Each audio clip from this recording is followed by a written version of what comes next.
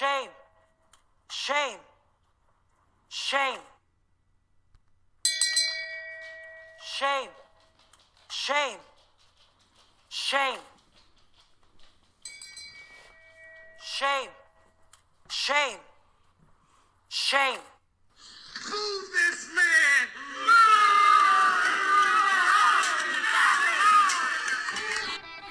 Welcome to the Rage Quit Wire.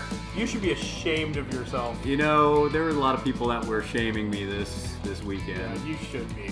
So, got Pete here with my buddy Chris, and we went to an awesome tournament this weekend in Greenville, South Carolina. Cold Snap tournament. Yeah, Lived up to its name. It was freezing my ass off up there. Yeah, so it was pretty warm in Charleston, and then we went up in the mountains and were kind of surprised it was a little cold. I was wearing a short sleeve shirt.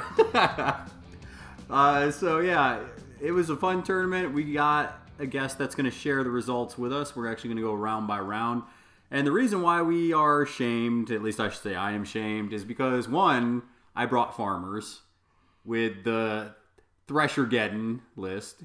And I had a bunch of people that were trying to convince me not to play farmers because they're like European broken and don't be a tool. Yeah, and I issued the challenge to beat Pete's Farmers, and they finally got beat, so there's a spoiler for you. You'll hear the story once we get our special guest on. I went 3-1. I guess I should have been more specific with the challenge and said beat your Grange list. So my Grange list still is undefeated, I will say that. That's the A drop. Stop playing Thresher because everyone else says Thresher is good. But listen, the meta tells me that Thresher I don't give a fuck what anybody has to say on the internet. So I guess when I play my farmers, I'm just going to play Grange all the time now. Yeah, I think that's what you're going to have to do, all obviously. Right. Still got signups for Old Jake's tournament, so look into that. They just announced some information with the Bourbon Trail Open, and I guess they've changed location. It's not the same location. Everyone knows Spring Fling at this point is sold out. So yeah, so the Bourbon Trail Open, just to kind of inform the listeners, because I know a lot of people are interested in that tournament, they changed it to basically their store site. And the reason why they said they did that is they anticipated it being bigger this year, and they said they couldn't fit more people into a distillery without having the price go up ridiculously high. Like they were saying if they wanted to run it in a distillery with 50 plus people, the ticket would be like somewhere around $100 to play in this tournament. It's the Bourbon Trail Open, so it's supposed to be in a distillery. I thought a good... False advertising. I thought a good compromise there would have been like, okay, we're going to do 40, and we're just cutting it off at 40. So if you really want to go to this, buy it in advance. Yeah, I think that would be the better way too. Yeah. So, but they didn't. Unfortunately, since they're not doing that, a couple people have been asking us if we're going to that. We're not going to go to it now. But we are going to be playing in a brewery. We are. We're going to go to Old Jake's, play in the brewery. Trying to convince some people to come down to that. And we're going to be at Spring Fling. Yeah. It's going to be fun. All right, let's get our special guest on the phone. I'm sure he's waiting. All right, Pete. So we have back our first returning guest, the number 5 ranked Gill ball player in all of North America. Cold Snap champion. Cold Snap champion coming off of a win just yesterday. The one and only Mike Rhodes. What's going on, Mike? What's up, guys? Glad to have you. Glad to be back. How does it feel to have that glorious trophy in your hand? It's a beautiful trophy, and I'd like to thank Josh White for picking it up. So now, does that go on your mantle, or does that go in the dojo? We're currently building a shelf in the dojo. So nice. That's cool. I hope they do more of those. I think that he said he's going to send me the link to how those get made. From what I recall, it wasn't very pricey, but it looks great.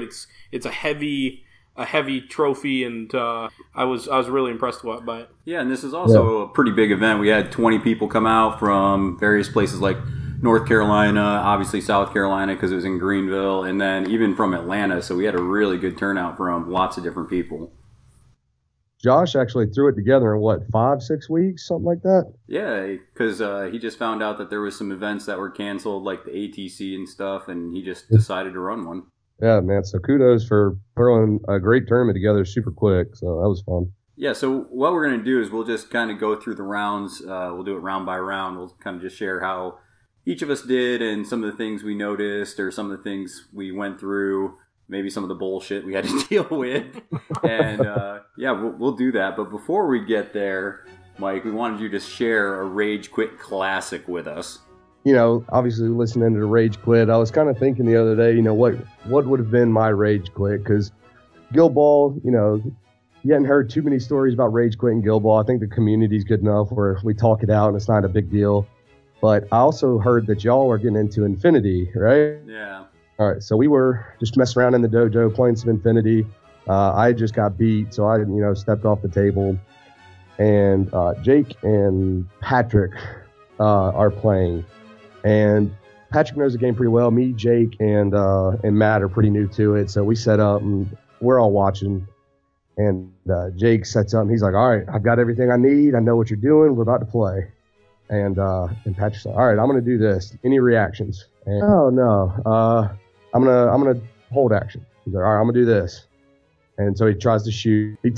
Patrick then goes, all right, I'm going to do this. I'm going to step out. I need a 1 or 2, which on a 20-sided die, obviously very low percentages, but he hits it with a crit, and Jake can't do anything. So one guy goes down. All right, well, he steps up, does another activation. Jake's like, all right, I'll respond with a shot. Patrick says, I'll shoot back. Gets another crit. Jake is rolling. He needs 18s or below. And for anyone who doesn't know Infinity, on a 20-sided die, you're looking to hit a number or below. Well, Patrick keeps hitting these 1, 2s, and 3s, and he keeps hitting crits. So and those of you that don't know, for Infinity, crits cancel out the other person's hits, period. Yeah, it is. This happens or it doesn't happen. Yeah, exactly. So it happens 2, 3, 4 more times in the first turn. Jake's starting to get a little mad. So we're sitting there watching, and Patrick's starting to apologize, it's happening so much. Finally, last-ditch effort for Jake to win. He rolls his dice. He gets a crit. Patrick rolls, gets a crit, cancels it. Does it again, hits a 7, needs 18. Patrick crits on a 7 or an 8. Jake takes all his D20s, 6 of them, and throws them in the garage.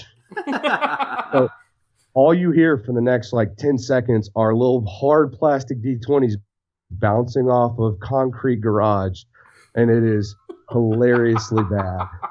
I'm sure there's few choice words being thrown around at that point. Oh, the dojo turned into a war zone. It was great.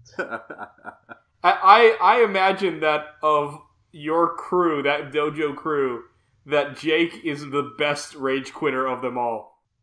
You would think that. Matt has a few. I've had my fair share. Patrick is probably the most laid back about it. So from yesterday, though, Jake ended up losing round 1 to Chad's Farmers. And yes. I heard Jake was a little salty about that because Jake's he's a relatively new player. So you guys said Jake got a little salty about that round 1 loss, right? Yeah, we talked about the Farmers matchup quite a bit. Obviously, knowing you were coming into town, Chad was going to be bringing Farmers. We thought 1 or 2 more. So he is a very, very good Burnish captain player, and he got a few games in with Ferrite. He took Ferrite into Thresher. It didn't work out for him. He the way the terrain was set up kind of restricted how far apart he could keep his players. Mm-hmm. So Thresher was obviously able to do a lot more damage in a confined space, and obviously losing round 1 of a tournament, he hadn't played in a tournament setting in several months because he's been running tournaments and yada yada. So yeah, he wasn't real happy with it, but give credit to Chad. Chad played a good, clean game. Well, you can also blame Pete on that because I know for a fact that Pete was coaching up Chad in the weeks leading up to this tournament on how to run those Farmers. That's true. And part of it was to be a pain in my ass, which that's bullshit. You're a traitor. We're co-hosts on the Rage Quit Wire. But I guess that bled over, and I never ended up getting to play Chad, but he did play Jake, and Jake suffered the consequences. Well, because, Chad had Bushel in his list. I'm like, why don't you drop Bushel for Buckwheat? And I was like, here's some things Buckwheat can do. He's like, that's a pretty good idea. I'm like, yeah, why don't you go ahead and do that? Wait, you told him to take out the best player in Farmers? Yeah, what? I know, crazy, right? Yeah, so, looking at this... I'll just say from our group, we brought 4 from Charleston, and I was pretty happy with the way our guys performed. I mean, Chris and I obviously did okay coming in third and fourth, but the two guys we brought with us, Clay and Joe, I mean, that was a pretty good tournament for them to get into. And even though they didn't finish as high as probably they wanted to, I think that was a good tournament to get some good experience, even for some of those newer guys. Yeah, absolutely. You brought those two, and they're still becoming better players. They're still on the up. We had a couple guys do the same thing. Alex Weinberg came in and played. I think this was his first tournament. A couple of the Asheville guys brought new players. So not only are we like growing in like strength, but we're also bringing in new players and getting better. Yeah, we got to get some new blood in, otherwise it just becomes stagnant. Well, this is kind of a funny story, so we're gonna put Joe on blast a little bit. But Pete's been running these hunters locally here for a while. He's liked them. He's wanted to practice with them, and he's been kind of putting them through their paces with the local guys here in Charleston. And so Joe's had to deal with those hunters a lot. And so at the end of the tournament, we're standing around talking, and Joe comes up and he's talking to Pete and Clay, and in full voice. Well, Joe only has a full voice. Yeah, so Joe is telling the story like he's trying to tell it to the people at the cashier stand at the front of the store. And he says, man, Pete, I ran into two Hunters players today, and I mean, neither of them were as good as you. and we look at him, and Pete says, I was like, Joe, you need to calm that shit down. It's like, I'm not trying to, piss anybody off before we leave here. And so they're going to try and jump us in the parking lot. But, I get what Joe meant, and he didn't mean any ill will toward anyone. He was just trying to say that, Pete had done a good job of preparing him for some Hunters play. And, I think that he had a really good experience. He ended up going 1-2 and a tie. Yeah. And so, that's nothing, especially for somebody that doesn't have a ton of tournament experience, that's nothing to be embarrassed about given the really high level that was at the top end of this tournament. Well, I was going to say, because even when he played one of your dojo guys, Matt, I mean, he ran that pretty close. It was 12-8, I think, by the end of it. Absolutely. And then I think his tie was with Alan Bradley, who was a fantastic player out of Atlanta. Yeah. So, yeah. I mean, that alone speaks volumes. Just looking at round one, Mike, who was your opponent you played in round one? Oh, I believe it was Matt. No, Steven. I'm sorry, Steven. I messed you up there. Played against Brewers. He was I believe Raleigh or Asheville. He's a North Carolina guy. Forgive me, I'm a little hazy on round one. But we. Why are you hazy on round one, Mike? What was wrong, Mike? Oh, I don't know. Could it be that guys from Greenville have a reputation for pre-gaming the tournaments? I might have something to do with it. Let's just say there's a reason why Jake's How's That tournament is in a brewery. That's a fact. That is a fact. He ended up, I thought he was going to bring Tapper into me and try and just scrum it out in the middle. He ended up bringing Esters, which I think was a good play by him. But he ended up bringing Spigot, Stoker, Mash, and Stave with Quaff. The Stave, he saved to his last pick, which I think he could have gone a different direction because I picked Captain Fairlight, Alloy, Hearth, Ferris and Bolt, and a few others, or one other. I think it was Cinder. Yeah, I brought Cinder because of the MASH matchup. But I think once he saw my direction that I was going to play a footballing game, I thought he was going to switch. But he kept thinking I was going to do the scrum in the middle. Yeah. I did bring Anvil and Sledge, which most people decided they were going to drop them for their tournament 10. I actually dropped Burnish and Cast. I didn't play Anvil and Sledge all day, so I don't know if that was a good drop or not, but either way. No, those guys suck. Well, they don't suck. It's just they don't fit a lot with what's going on there. Right. They're more the 2-2 blacksmith game. I'm pretty much 3-0 if I can get it, so either way. The other thing to consider, too, going into the future is I think that taking Burnish on your list would be a good thing, even if you're not planning on running him, because it forces your opponent to have question marks as far as what they're going to do. Yeah, I'll talk about that in my round 2 game. That was something that came up in mind, so we can talk about that in round 2. But anyway, so your round 1 game, you're playing into those Brewers. Basically, how did it go? I went for the turn 1 goal. I kicked off every single round. So I ended up kicking off with Alloy, ended up waiting to the last second, scoring a goal, stealing the ball off Spigot, scoring, dodging into contact with the goal so that way you have some cover, keep the Brewers on their side of the field and try and just score as much as possible. He ends up taking out Ferrite and Alloy, turn 2 and 3. But by then I was able to grab the ball off of Mash, grab the ball off of, I think Spigot had it one more time to score my final goal. So that one ended up 12-4. Okay. How was he using Esters? Was he just trying to hit you from range? I mean, did he have any trouble getting into you? Because it seems like you'd just be able to run around the Brewers as they kind of struggle. What happened? He used Esters well in round 1, throwing some fire, throwing blasted earth. But with acrobatics and legendarying with Ferrite, I was able to maneuver Alloy.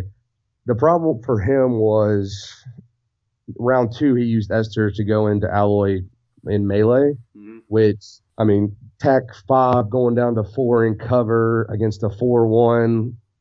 It was rough for him. He wasn't able to kill Alloy that round, so I just not sure what he could have done differently. Maybe a Harry the Hat instead of Stave. Stave after round 1 did literally nothing. Got 0 influence. Well, I mean, he's so slow. I don't know how he lobs barrels onto anybody. Yeah, I agree. Stave never made my 10 personally, but I know people are now bringing him because farmers and blacksmiths. So, yeah. I mean, it is what it is. I understand why he picked him. I went a different route. So I guess that's just an unfortunate thing for him. Okay, well, my round 1 was against Jess Hodges, and he brought Obulus, he brought the Bird, Cosset, Gast, Mist, and O'Graves. And I was playing farmer, so I mean, I brought Thresher, Buckwheat, Grace, Tater, Millstone, and Jackstraw. And all day I was getting comments about like, wow, I'm really surprised you brought Grace. But, you know, in every game, she pretty much made her points up all the time.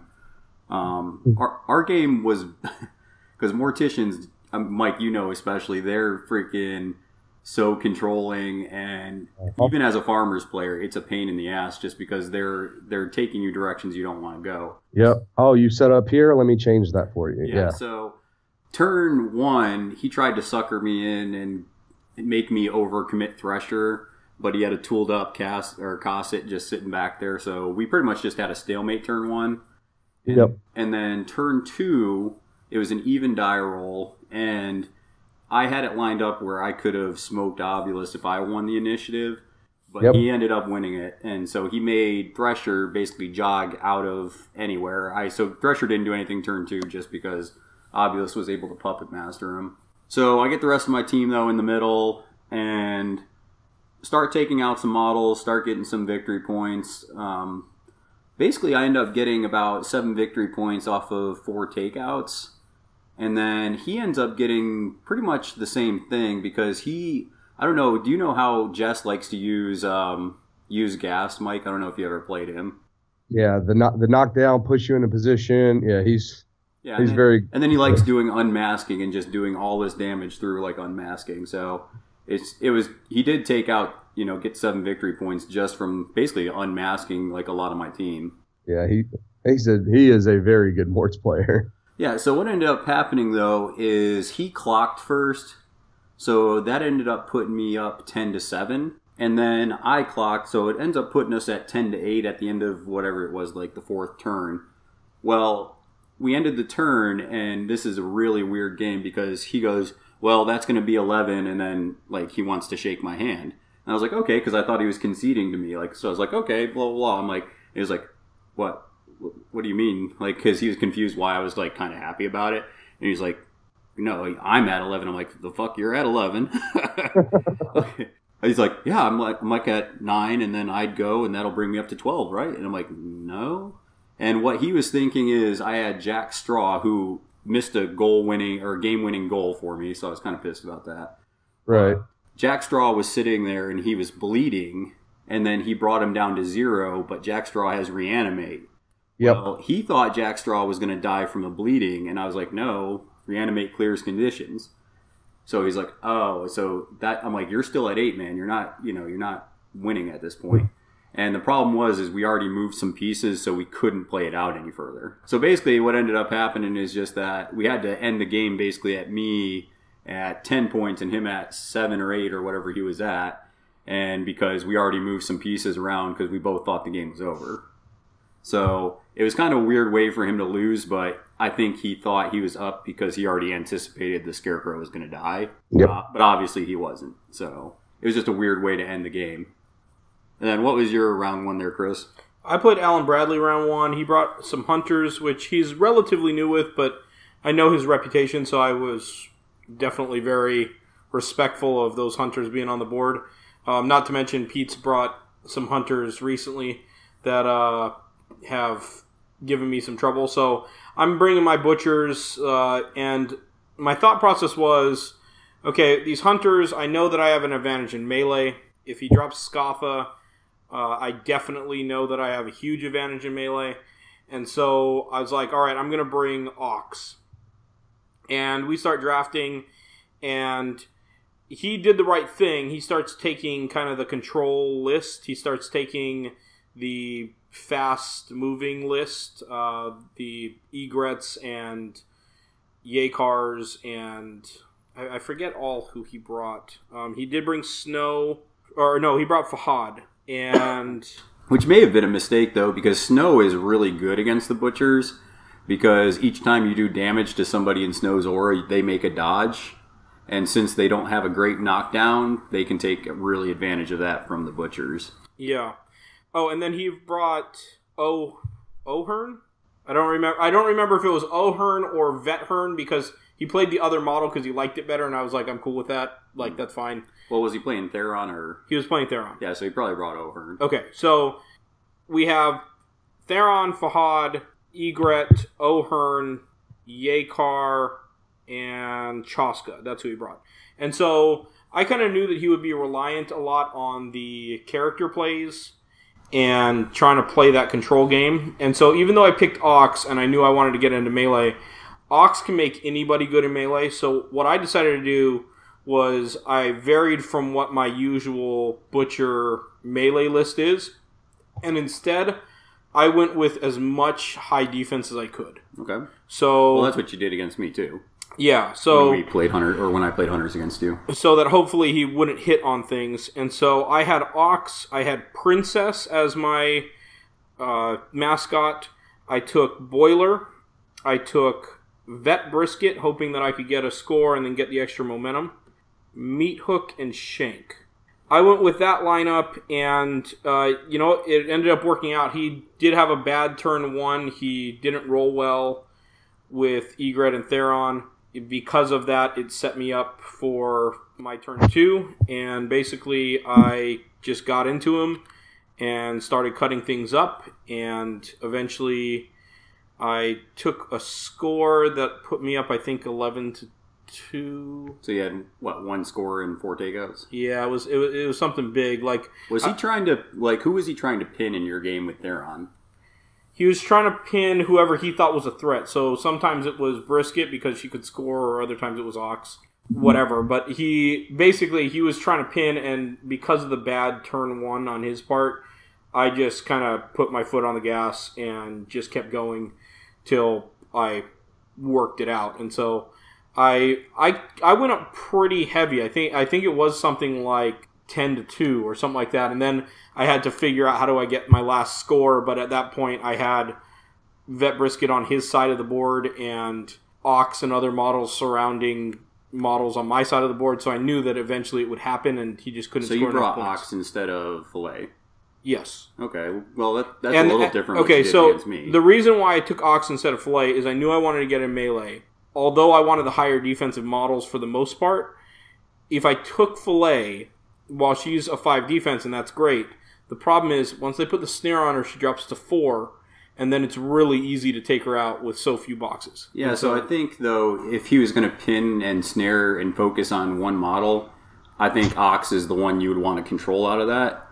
So I think that's probably what is the problem might have been in that game, is that he should have focused on Ox and pinning him away from the rest of your brewers. There were, yeah, and I think for the most part he did that unless he was trying to pull somebody else in another direction. The one thing that I didn't know, and this is like a total, I guess, rookie mistake, but he was on a piece of terrain, and I didn't realize that I couldn't push him on it. Yeah. And so even though I didn't want to like push him off of it or anything crazy, like I knew that I'd have to push him all the way off if I wanted to move him off or those types of things.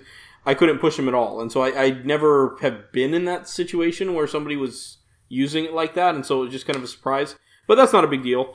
I ended up just kind of rolling through and just keeping my foot on the gas when he fell a little bit behind, and that's how it ended. It's not that he played poorly, it's that there were some bad rolls along the way. Okay. And Mike, what was your round 2 game like? Well, speaking of bad rolls, That was your round 2 game? Yeah, me and Brandon Lynch, we have played several times in several different tournaments, and it's, once you play Guild Ball enough, you kind of get a sense of how a game is going to go. Yeah. You're looking 2, 3, maybe even 4 turns ahead, depending on, who you're playing and what they're doing. He brought Ballista Engineers, and me and him talked a little bit after the game. He brought Ballista, Ratchet, Hoist, Mother, Compound, and he brought Velocity, and he had Gutter in his list. And we talked even before we set up. After we had picked, he goes, I think Gutter was the play there. And I kind of looked and I was like, Gutter's in your 10? He goes, yeah. I was like, over Velocity? Yeah, I think you're right, especially as a receiving player, knowing that I have to come get the ball because I brought my same 6, except for I brought Iron and I brought Furnace, Iron, Cinder, Ferrite, Hearth, and Alloy. I changed it up a little bit, but knowing that he has to come into me is, I don't know, or excuse me, I have to go into him. That was going to be a big decider for how the game went. Yeah. The issue is he brought Velocity to try and get the quick snapback goals, knowing that I was going to try and play on his side of the board. Well, he sets up, I set up, I kick off. He does a great job. He goes and gets the ball with Ballista, deadbolts Alloy to kind of keep me from getting the ball and, scoring that turn 1 goal. Well, I still have 4 on him. I know I can get an influence if I do things correctly. So what happens is he moves up. He starts throwing bombs on Alloy. Alloy's got like 3 health left. He's hurting. Compound sets up. The ball ends up on Velocity with his last activation. Well, the activation before I went with Cinder, sprinted up, used Hot Shot to poke Ratchet to get a momentum so I could stand Alloy up. So that was one of the big changing points because he ends up moving up with, who did he move up with? Oh, he moved up with Velocity and ended within range of Alloy. So I don't know if he forgot about my momentum or what, but he pretty much gave me the ball back at that point. I get the tackle double dodge, and I am able to set up for next turn. I lose the initiative roll. He goes with Ballista.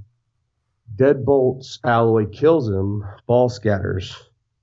So he knows he can't go get it, so he just stays there in minefields, which is fine. I end up going with Ferrite, Legendary, Acrobatics, go score the goal. Ball comes out on Compound. Here's the issue, because now it's 4-2, but he's got the ball back. He can set up in a pretty good position. He goes with Ratchet and tools up Hoist because, oh yeah, that's right. Ferrite has a Vengeance token on her. So I'm a little worried that, Ferrite might go down. So I use Furnace to charge into Ballista and Hoist. I knock down Ballista, take my 4 damage from Minefield, and then I momentously push Hoist, and I engage him so he can't get the free charge off.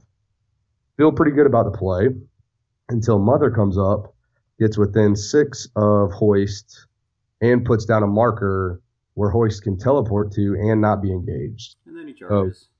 Yeah, well, learn something new there. FAQ, you can't put any markers on terrain. Yeah, I think it was you that mentioned that to me too, about Yep, harvest markers.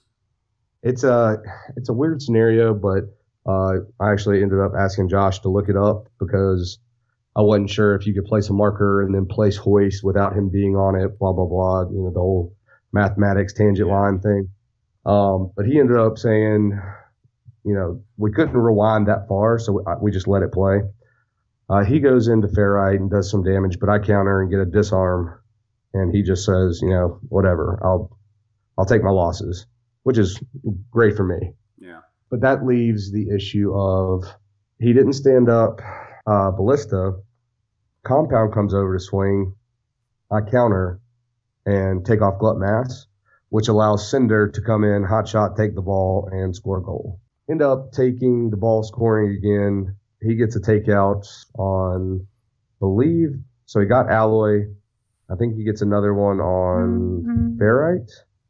I can't remember who he gets the second one on, but alloy, after he comes back in, gets in position, goes in on compound, pops glut mass, and takes the ball and scores the win. The bad dice roll, he ended up wasting 5 influence because he got a little unlucky rolling against Furnace as a 3-2. He only got 1 success, which is non-momentous for Ballista, and I was able to counter and knock him down. So he blew his stack there.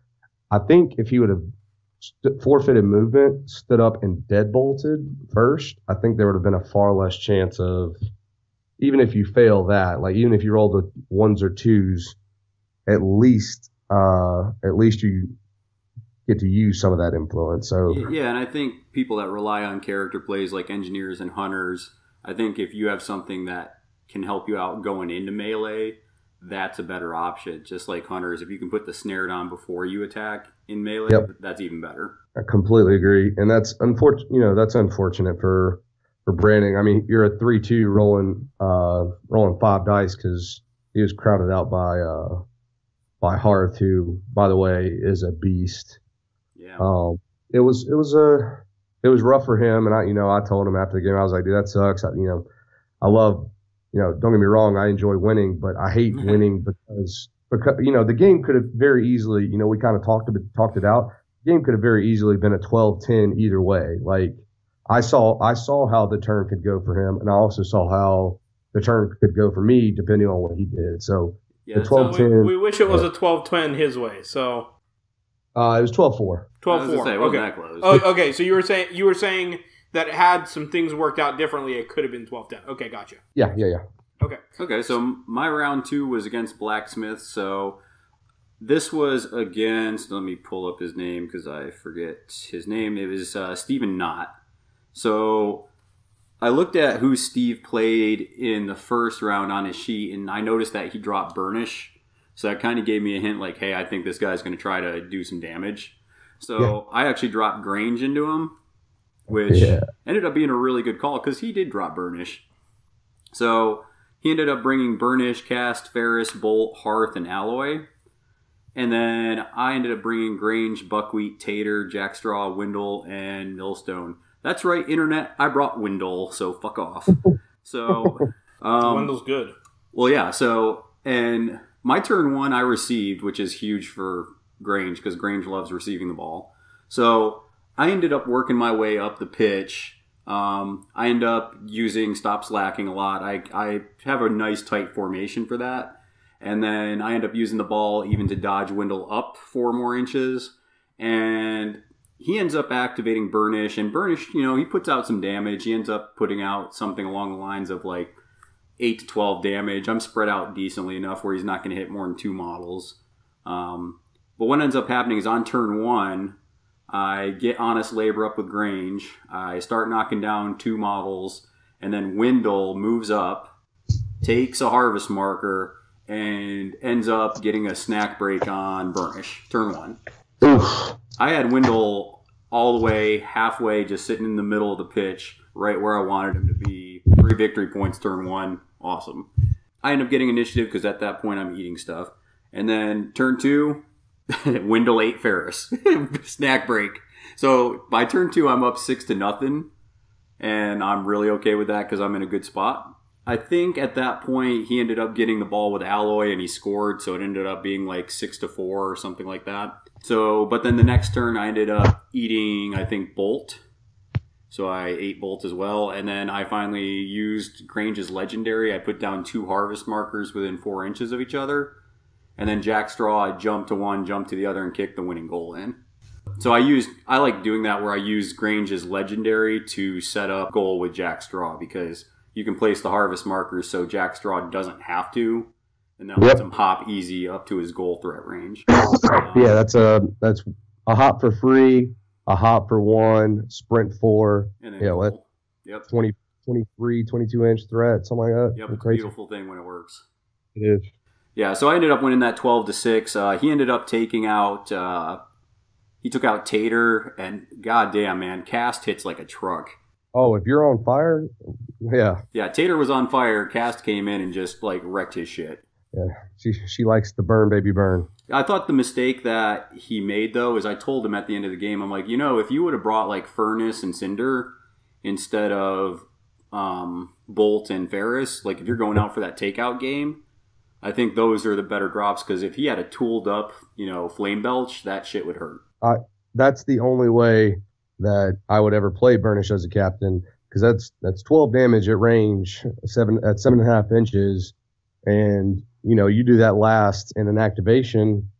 Whew, that set up some serious pain. Yeah, and that's what I'm saying. And I told him that, and I think he was like, "Yeah, that's actually a really good idea." I'm like, "Yeah," and those two also benefit from stuff on fire, so that's definitely worth trying if you're going to go that route. Yeah. Okay, Chris, what was your round 2? So I had to play the Hunters again. And the reason why I had to do that was because everybody seemed to bring Hunters and Blacksmiths. We had 4 Hunters. And 4 Blacksmiths. Like, it was just ridiculous. So almost half the field. So I was like, well, worked the first time. Let's do it again. However, this was a way closer game. This was a way closer game. So he brought Theron. So who'd you play first off? I played the same list. I played Ox. No. What person physically did you play? Oh, what man?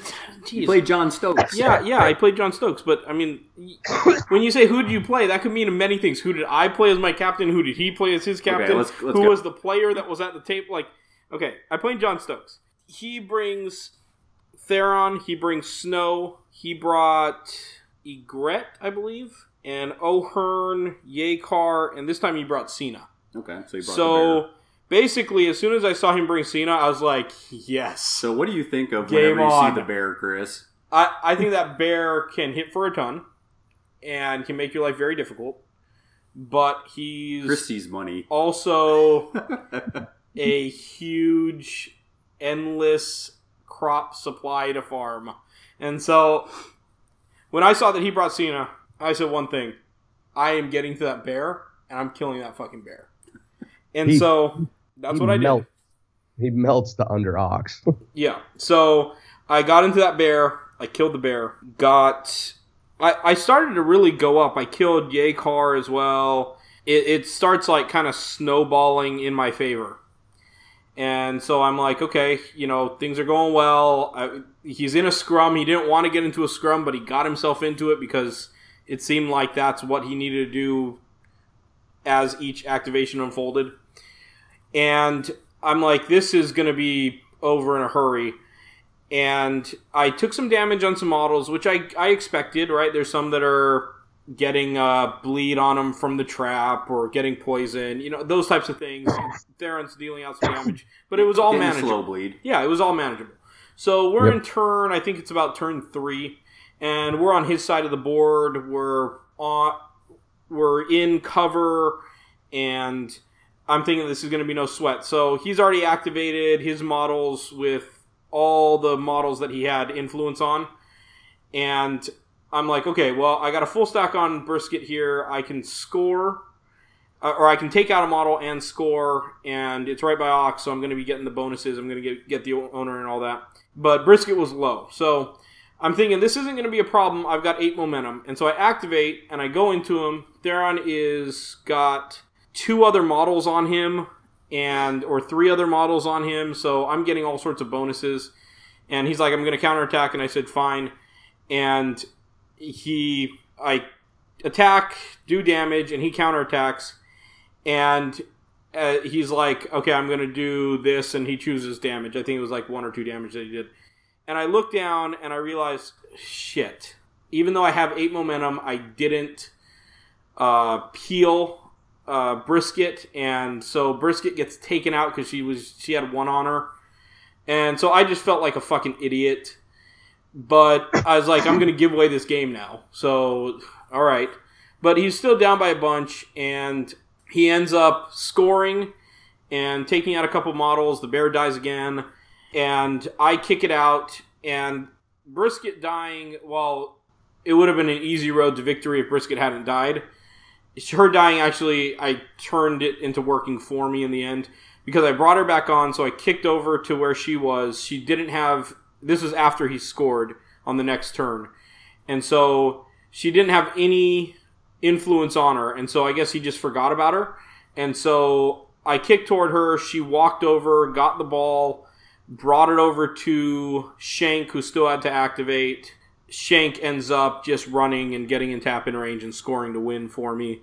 So it all worked out, but I was just stupid to not to heal her. And I wish that there was a way that, like, that was something that you could be reminded of. I think from now on, when I'm in a game, I'm just going to state my intention when I think about it. Like, when I activate Brisket, I'm going to heal her. So that way I've set it. But then you're healing it. That you're saying it at that point. But if you just forget about it, then that's tough titties, you know? Yeah, but that's what I'm saying. So, like, it would have cost me nothing after he activated those models that could threaten her to just say that's what I was going to do. But if you just say that, you're going to do it and then just do what you're going to do. No, because I had to activate other models in between. So when I thought, like, oh, I can just easily heal her, it wasn't on her turn that I thought that. It was, like, the activation before. So not going to lie, if you said that, like, oh, I need to heal Brisket when I activate her, and if you didn't say it when you activated her, that's not healing, and I wouldn't let that count. See, and I would think you're an asshole then, because, like, I clearly stated what my intention is.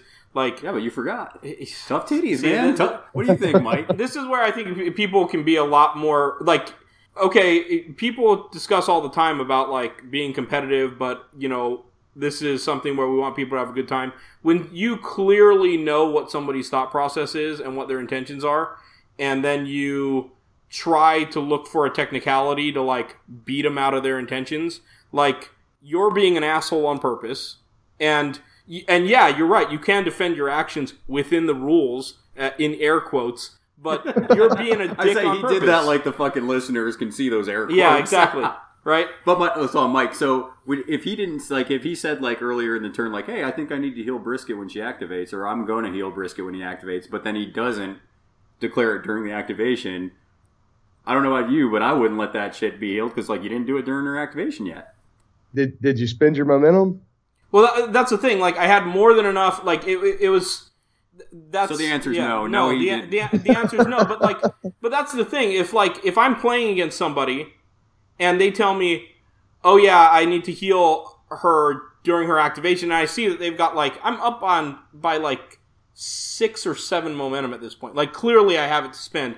And somebody said that. I'm not going to sit there and be like, well, I really hope he fucking forgets to do it in, like, the next 3 minutes. Because otherwise, he probably wouldn't have counterattacked.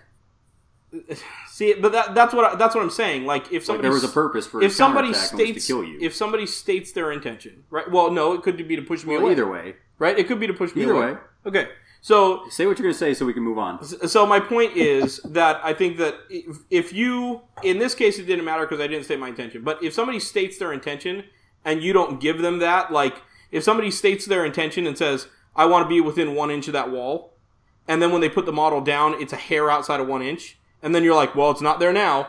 You're being a dick. That's a little different. No, it isn't. Yes, it is. No, it isn't, because I'm saying what I intend to do. We're moving on. We're done. So, round 3. Does this stating is where your it starts intention matter or getting not, is the interesting. question. Hold on, we're going. So, totally different. It isn't totally different. So, round 3, this one's actually a good one because Mike and I get paired against each other. So, Mike, when we got paired up, what were your thoughts? Holy crap, he brought Grace instead of Harrow. So, yeah, we end up dropping this, and I did bring Grace because I like the threat extension a little better. Yep. And I don't think Harrow does a ton for me in that matchup. So I didn't really think I needed Harrow against the Blacksmiths personally. You have been playing them much longer than I have. I'm not going to take anything away from you.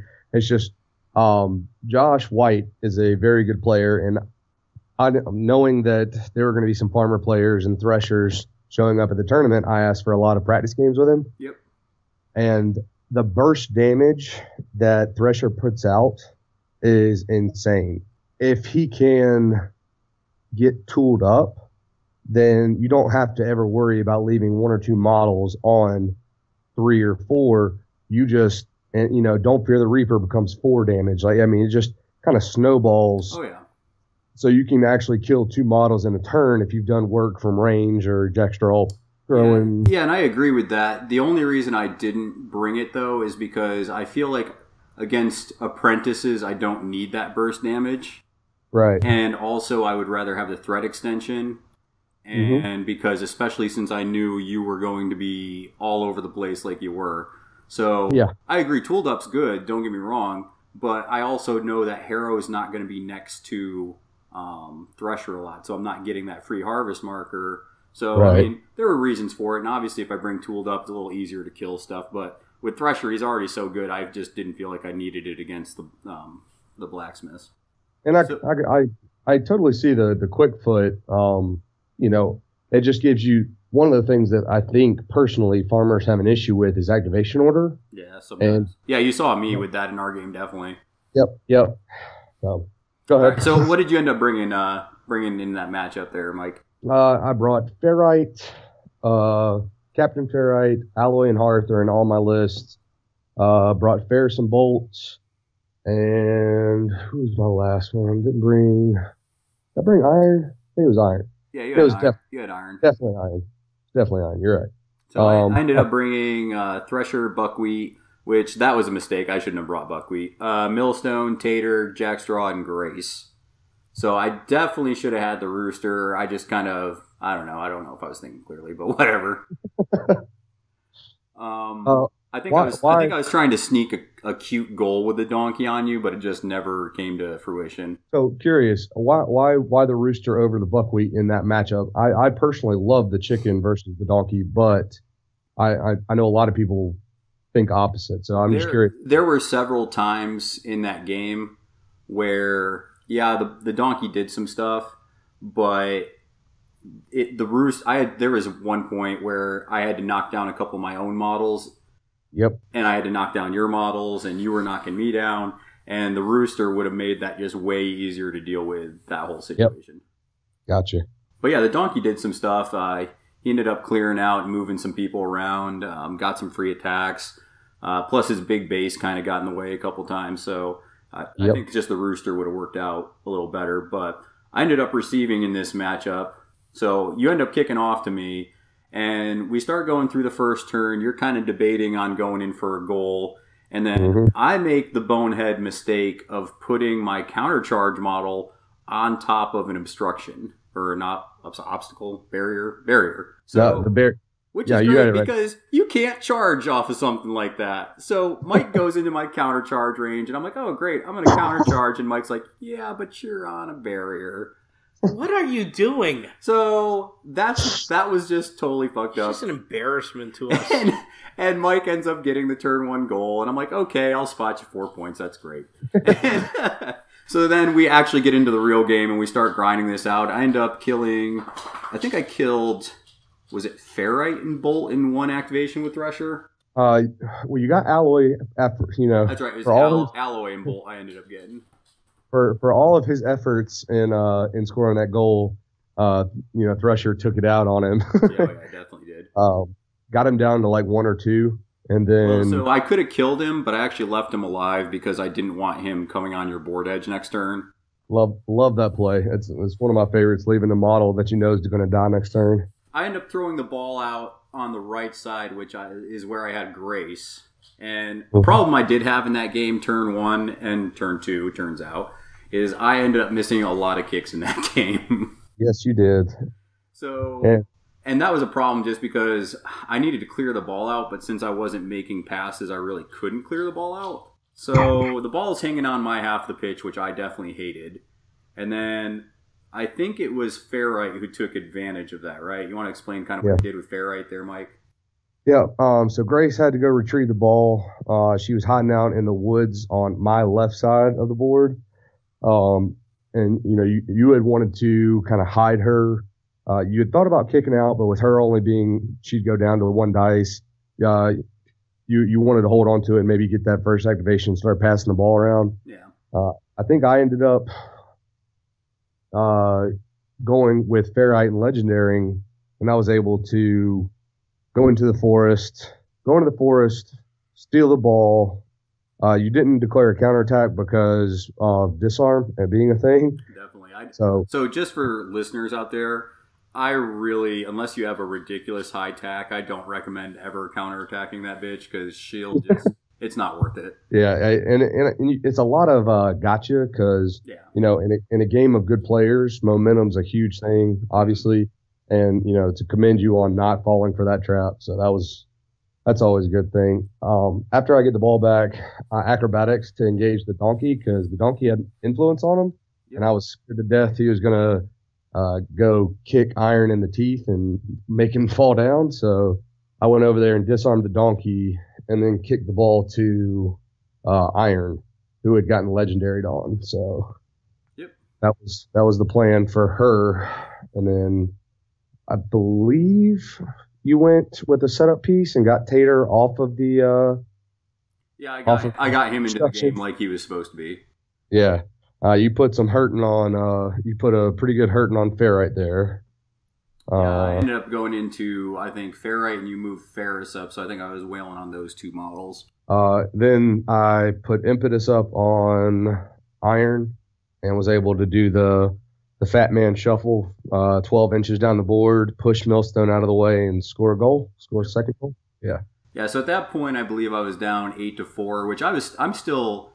One thing about the Farmers is I realized that being down 8 to whatever, I don't ever even really sweat that just because Farmers can make it up really quickly.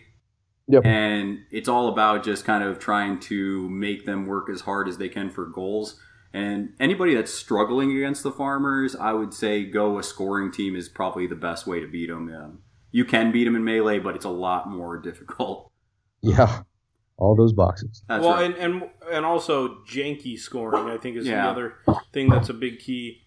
Is you want janky scoring that is going to enable you to not be as linear with how Thresher can get to you. Because anybody that takes a scoring list, they're probably going to be encountering Thresher, and he'll chase you down. You have to expect that you're going to die. So you need ways of getting the ball around them very quickly, and you can outpass his threat typically, but it's going to mean that it's costing you more activation. So if you have nonlinear threats where you can score with other people or things like that, that'll be a good way to go. Yeah, so I mean, it's 8-4, and I got some options here. There's about 3 models sitting in the middle of the board, which is what I'm kind of eyeballing. So my game plan was to kill 2 of them and hopefully get a score in there. And the problem is by the time I killed Fairright. Yep. You killed Fairright. You had 1 influence left, and you had the ball on Thresher at that point. And Ferris was almost dead. Yep, so Ferris I had an option. I was like, I can either leave the ball here, which is right about at the middle, not a little short of the middle of the pitch. I can leave it here and kill Ferris. But the problem is you had at least 2 models with influence that could have came in and peeled the ball off me. Yep. So I knew I couldn't leave the ball there. So then my question was, where the fuck do I put this ball then? So yeah, because you got Bolts is on your left side, my right side. He had just come back in from getting taken out. And so did Alloy. Alloy's on my left, your right, and they're both about, sitting right at that area. I did want to commend you on that, Mike, because when I took those models out, I'm like, if he loads up one side, I'm in really good shape because that's where I'm going to kill the ball. But you didn't. You spread them out like you should. And that left me, the only 2 places I could have put the ball is I could have kicked it out to my left, but away from Bolt because he was still a little ways out. Yep. Or I could have kicked it up the center and risk maybe like an interception from the 2 that were sitting in the center. Yeah, which were Hearth and Ferris both being massive bases. Yeah, like So the way I figured it, I was just like, man, I think I just got to clear this on the left and then just try to make it work. And the way it scattered back. I think that was another mistake. I probably should have tried to re-roll it to try and get it to scatter up. mm-hmm. My one worry about that was it could have hit Hearth's base and then, Yep. and then she could have had the ball. So I kind of left it just because of that fact. And I was just hoping that I would get initiative because our momentum was pretty close at that point. Yep. I think by the end of the turn, you were only up by 1. Yeah, the issue is Jack Straw had 2 on him. Yeah. So he could throw down his harvest markers and jump, but he was literally like, what was it, like millimeters away from being able we to measured it out, and Jack Straw couldn't get the ball. Right. And basically, I ended up quick footing Jack Straw to force you to get the ball with Bolt. Yeah, so Bolt had to activate as soon as you quick footed him, and then Bolt goes, hits, does his stamina jog, and then sprints onto The fast ground, which was huge for the next turn. Oh, yeah. So, because if I got the first turn, next turn, I was going to easily kill 2 models, and if I got lucky, spike and maybe get the game-winning kill. Yeah, the 3, because it was Hearth was on 14, Ferris was on 8, and Alloy was on like 6 or 4 or something. Yeah, so that was kind of my game plan.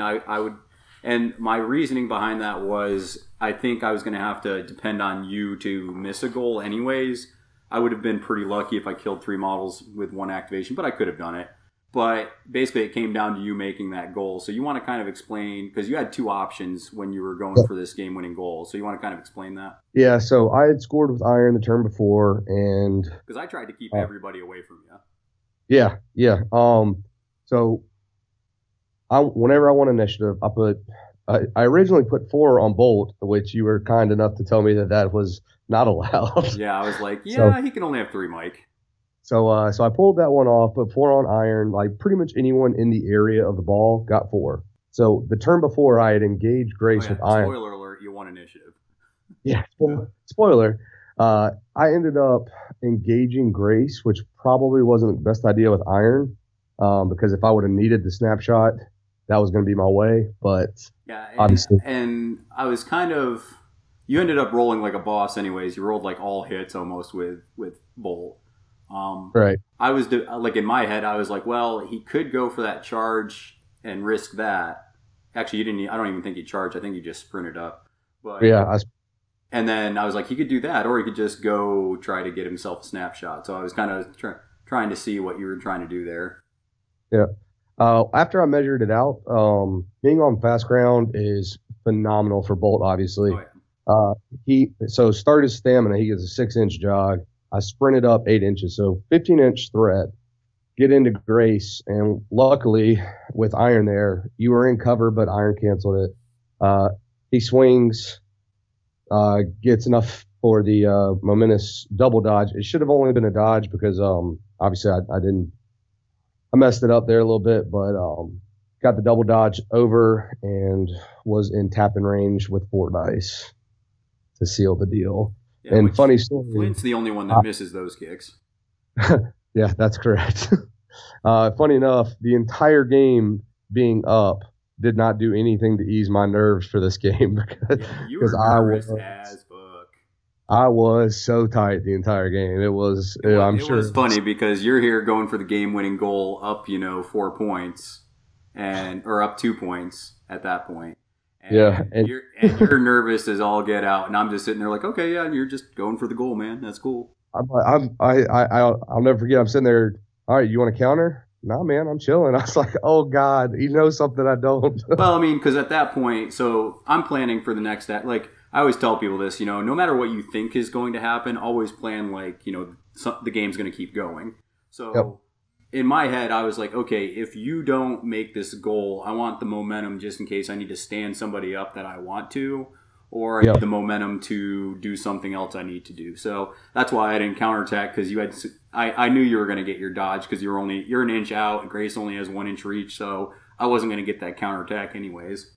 Yeah, that's fair. That's fair. Unless you just totally whiffed, which you didn't. I figured I think Bolt has a dodge on like 1, right? Yeah, he's got a momentous dodge on one. Yeah, so, I mean, with that many dice, I figured you were probably good. Whew. I was a nervous wreck, so. Yeah, you played it well, though. Like, people always stress out about Thresher, and that's what I always tell them, is you just got to spread them out. You got to make them choose the different options and just kind of make them make bad decisions, you know? Yeah. All right, and Chris, what was your game 3? Well, first of all, you should be ashamed of yourself for losing. Well, we already hit that up in the intro, so we already know that. All right. It's not like Mike's, not a good player, Yeah, I know, but those farmers are okay. And which I'm happy, because now I can just put the farmers away for a bit and enjoy another guild. All right. I'm like Mike. I like playing different guilds. That's great. So, I played Gabe's Fisherman. Gabe is a very good player out in Atlanta. I played him once before when he was playing Union, and I won that one, but he gave me a run for my money. And it was like 12-11 or something like that. It was a really close game. So, anyway, I knew that I had my work cut out for him. He was playing with him. I saw that with his fish, I obviously have my butchers, which classic matchup, and it's a little bit of a list chicken game. And so he ends up picking shark. I end up picking ox because, one, I'm just thinking, if I get him into melee, it's just game over. And he takes shark. He does end up scoring on turn 1. By the way, his list looked like shark, tentacles, grayscales, hag, jock, and sakana. What were you running? And I had ox. I had truffles. I took that stupid pig. Yeah, that pig's good. And I had vet brisket again. I took shank. I took meat hook, and this time I took gutter. Okay. Because I figured he'd be spread out, so Gutter might have some options as far as like pulling people in and just ripping them toward me. Also, I wanted more 2-inch reach so that I could beat his grayscale's unpredictable movement. And I knew that that wasn't going to happen if I took somebody like Boar, who would just be too slow and get danced around. So that's why I didn't take Boar, even though I wanted to. So, Chris, can I ask you something? Yeah. All right, so you took vet brisket. Yep. Was it for the influence or Yes. was there? Okay, I got exactly why. Yes. Okay, because with Charn Mail, I thought you might take her.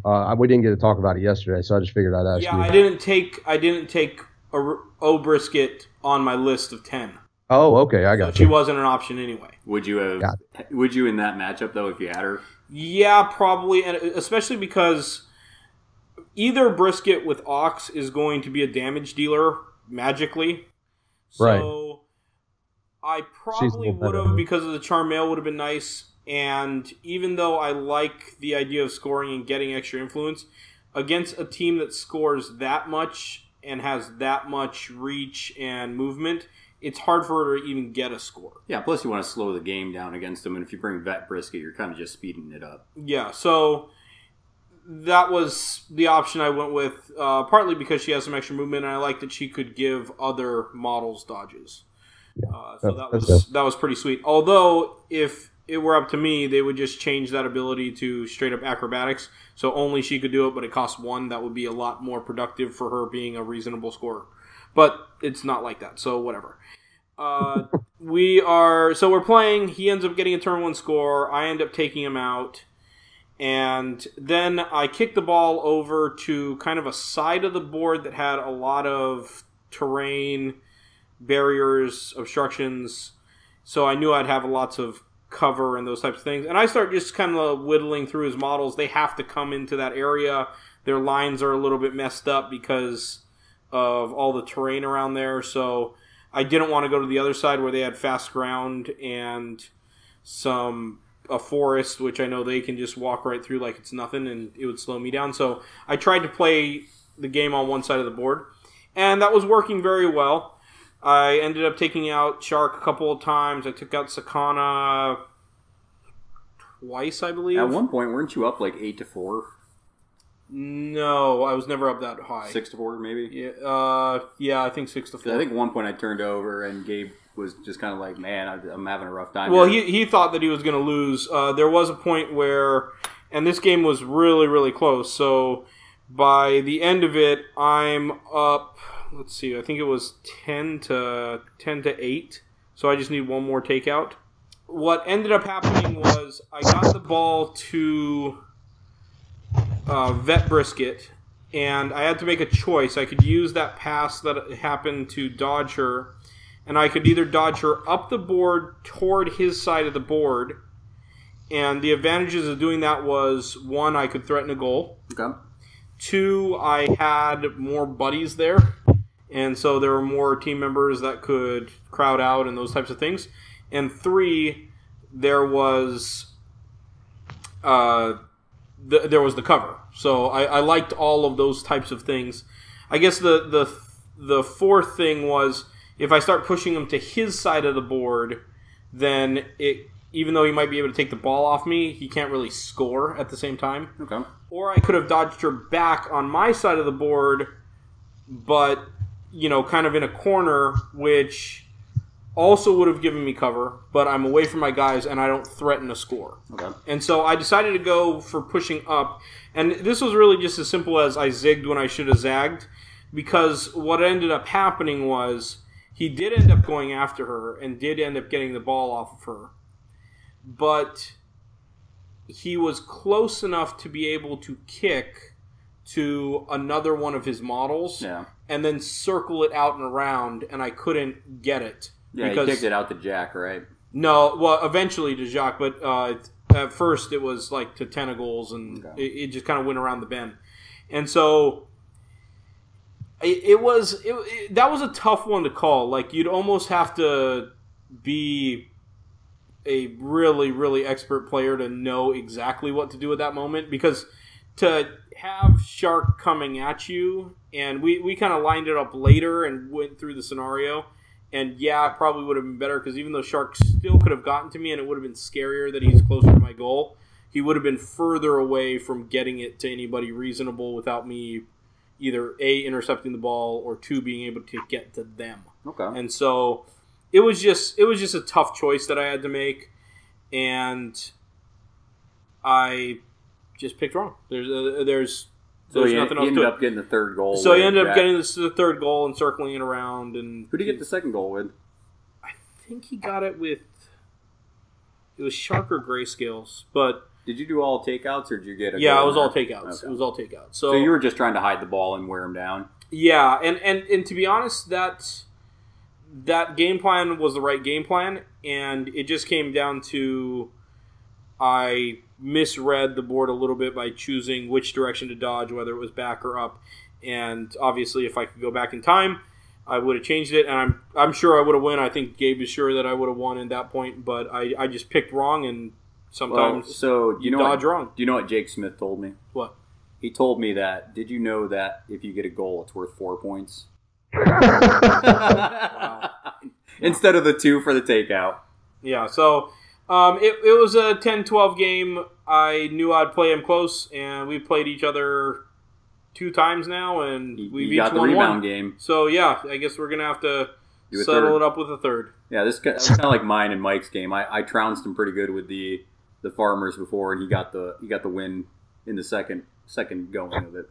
Well, now we have a grudge match we got to do. We got to do it. Well, I'm sure we'll see each other. At probably how's that? We'll probably see each other. I imagine in one of those rounds. Probably before that too. It was 3-4 months away, and there's like 3 in between that we're planning on. Yeah, at least. I mean, I know that Mace tournament, that should be a fun one too. Mm-hmm. All right, so we got the last round. So we're going to end with yours, Mike, because obviously yours is for the championship. So. And it ended last, so that and it makes did sense. end last. So we'll switch up the order. So why don't you go first on this one? Okay, so I ended up getting John, the Hunters player that you played, and that's where he mentioned that he played this Asian dude that really ended up stealing a game away from him. And so he ended up dropping, let me pull up my notes because my phone turned off there for a second. All right, so he ended up dropping Theron, O'Hearn, Fahad, Jakar, Zarola, and Egret. I ended up dropping Thresher, Buckwheat, Millstone, Tater, Grace, and Jackstraw. And John called me a sellout because he knows I also play Hunters. So he kind of was like, spitting in my face, calling me a traitor, and all that fun stuff. So I It was a fun game. He actually played probably turn 1 and 2. He played really superbly. Like, I kind of bunched up, so he ended up getting Egret in there, and Egret ended up getting a bunch of poison out on the board. He also ended up getting Theron. He ended up pinning Thresher really early and forcing Thresher to go one way over to the left side of the board. The only thing I would say was probably a mistake for his turn 1 is he didn't put Sunstrike on Egret. When I run Hunters, I try to always put Sunstrike on turn 1. I put it on Theron, and I put it on Egret. That way, even though I'm kicking off, which is what he was doing, you can still generate momentum from 2 of your models. So that was the only thing that I think was probably the weak link in his turn 1. But other than that, he set it up great. I mean, I think my models, I think I had about 3 different models that took 4 damage from all that poison. But Theron, so here's why I put Grace in my list, because Theron was pinned, he had to go through a forest, and I had to go towards Theron. And Theron was like 12 inches away. So what I ended up doing is I ended up using the dodge from the ball, I ended up using Grace to speed him up to, and I ended up still getting into Theron's face just because of all the extra tools I had in that list because of Grace. So I ended up putting some damage out there. I don't kill Theron because he's relatively hard to kill. Plus I only had, I think, 2 or 3 swings on him. I ended up going first turn 2, and I basically end up doing some damage, and I end up retreating. I don't kill Theron again because, once again, he's a 4-1. He's relatively hard to kill. And I didn't have a harvest marker near me, so I couldn't really set that up. So, but I had to retreat because O'Hearn was there starting to pound on me. So I retreat a little bit and basically just kind of get towards my farmers. And the reason why I did that is because it forced him to make that decision on, okay, am I going to continue to try and wail on Thresher, or am I going to retreat a little bit and kind of rehash what I'm doing here? And I thought he should have backed off, but he decided to plow in. And that ended up costing him, eventually, I wore him down. He did kill Thresher, so that put him up 2-0. But then he ended up committing, brought Jakar into, and he basically really started committing into it where the meat of my team could start getting into him. So I ended up getting 2 takeouts with him. I also ended up getting a goal with the donkey because the donkey has a 20-inch goal threat, which he didn't know about. So Chad, you should have coached up your player a little bit better. Because Chad was playing farmers. I'm like, why didn't you tell John about the donkey goal? He's like, I did. It's like, well, he didn't know about it. So the donkey got a real cheap goal. And I used the donkey to tie down Fahad. So Fahad couldn't charge for free the whole game because the donkey was right there. Mm-hmm. And then I ended up getting a game-winning goal with Grace. I ended up loading 5 on her. Ended up charging in, tackling the ball, dodging out, and kicking it in with Grace. So, well, loading up 3 and then getting the 2 at the beginning of her turn. Yeah, so she had 5. Just so there's no one that's confused. Yeah, so just because she gains 2, so she can actually go up to 5 influence. So, yeah, I ended up getting that game-winning goal with Grace. I tried to kill Zarola for the win, but she's actually pretty hard to kill because she's defense 5. And, yeah, I mean, it was a good game. John's a good player, and I think... if he had a couple more, I told him he probably should have brought Minx. I thought Minx would have been a better play. And it was a good game. How long has John been playing? Do you know? Well, so, man, what did he play? He's been playing for a decent, I don't know what season he started. I would guess, just from talking with him, probably early season 3. Okay. Yeah, that's about the time they started contacting us and trying to set up days to come down and scrimmage us. And I was going to say, their meta is pretty comparable to ours here in Charleston. I think we started up about the same time they did. So, yeah, I ended up getting that one 12 to, I want to say it was 12-7 because he killed the donkey because he's a jerk. So, my game, I played Jess Hodges, the Mortician's player. So, you and I both played 2 of the same guys. And we both lost to Jess in previous tournaments. We got some payback. This was my chance for some vengeance. So, in the past, he's played Obelisk, and I'm playing my Butchers, and he gave me a hard time with Obelisk playing my Ox, and so I decided, I'm going to switch it up. I think you're going to play Obelisk, and I'm going to take Filet. And a big part of that was, again, the character plays. I didn't want to have to worry about him doing things to me with all those character plays. And So you brought high defense models again? Yep, high defense models again. I took Filet. I took Vet Brisket. I took the Dog. I took Boiler. I took Shank. And I took Gutter again. Okay. And so I figured, ways to beat the unpredictable movement again. She's a really good resource, especially when it's unpredictable movement models that or high armor. I still need lots of movement. Okay. So that's what I took. And he took Obelisk, he took Dirge, he took Cosset, he took Gas, he took O'Graves, and who was his last one? Mist. He took Mist. So Mist kicks off and does end up getting into does end up scoring a turn 1 goal. He brings Cosset in, and I did enough to manage things to where it mitigated the damage, although Boiler did take a good amount, but not as bad as it could have been. And in turn 2, that's when I kind of get the ball rolling. I take out Miss, I take out Cosset, and then I start bringing over those 2-inch reach models and tying up Obelisk. And so we're going back and forth, and I get some more takeouts along the way. I take out O'Graves. At one point, it was really sweet because Filet got bleed on 3 models, and so anytime you have 3 models bleeding with Filet, pop that legendary. Yeah, pop that legendary for sure. And it seemed like he wasn't as familiar with Filet. He didn't really know how our legendary play worked. Okay. So we kind of had to go over some cards and those types of things. So he did end up taking out Boiler, and eventually he did score again. So at this point, I'm kind of under some pressure.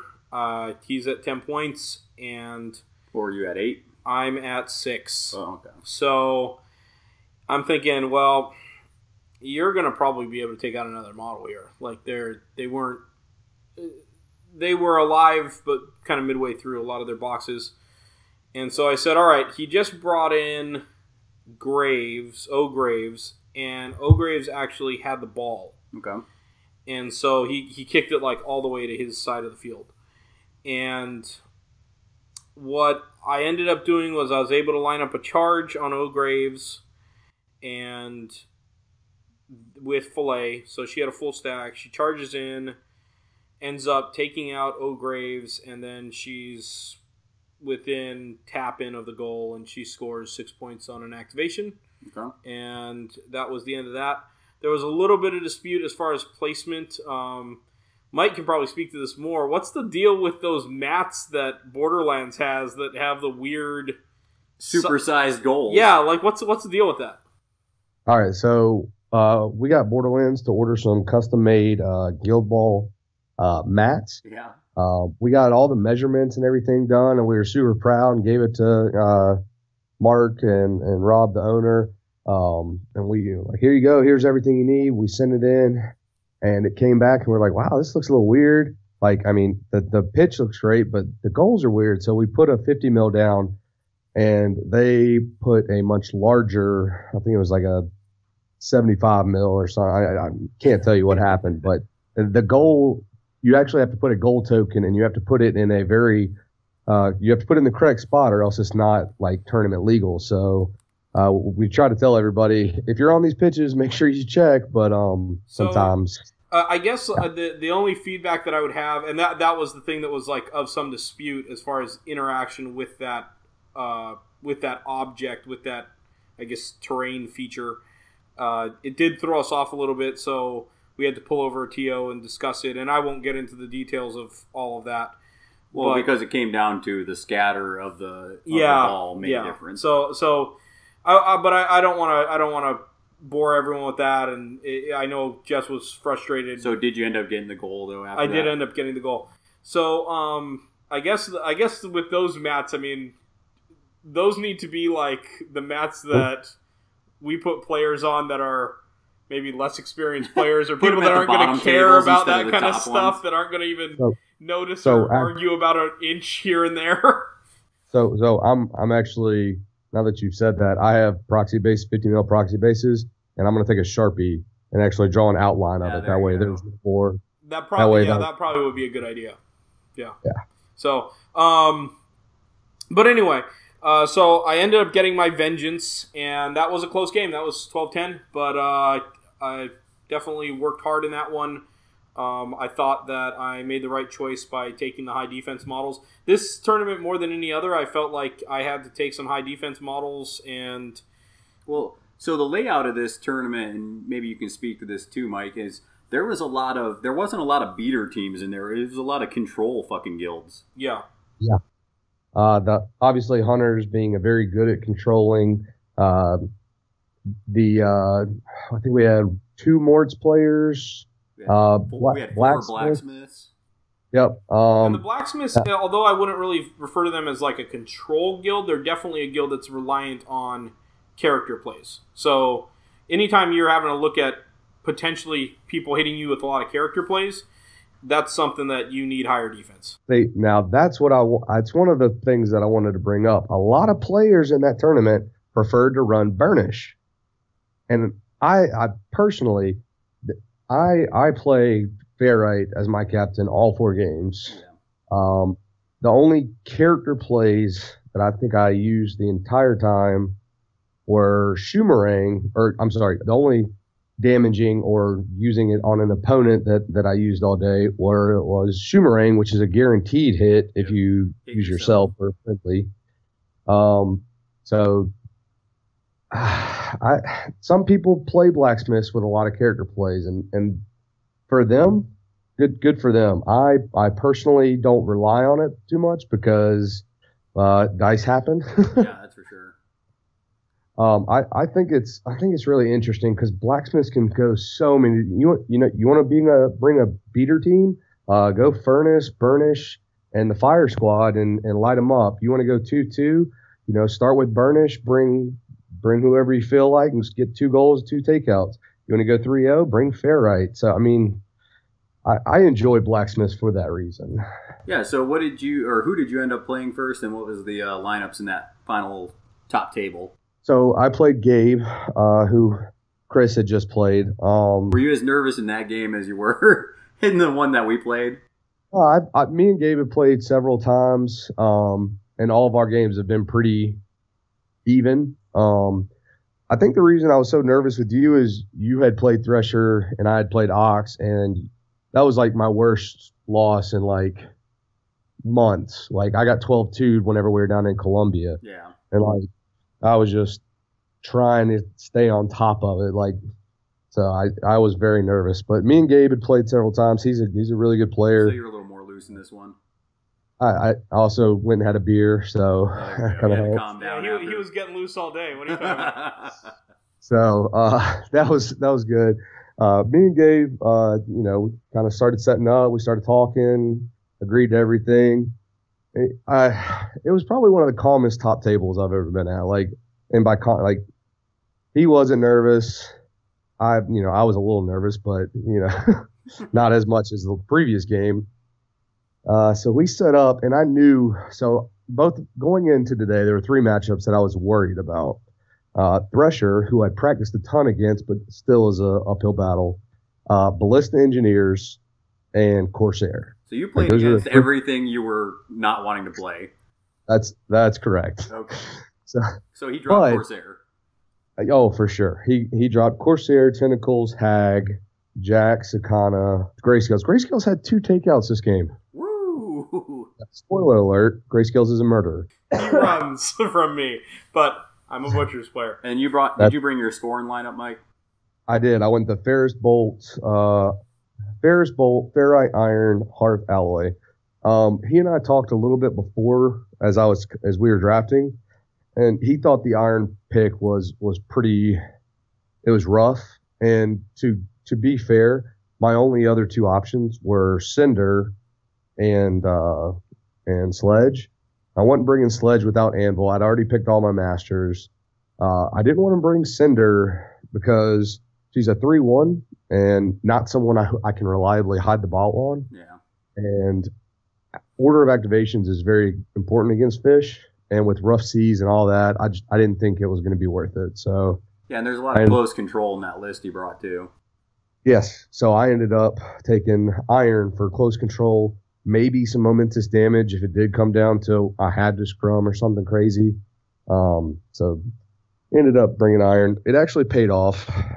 So again, I end up kicking off. I kicked up all 4 games, not by choice.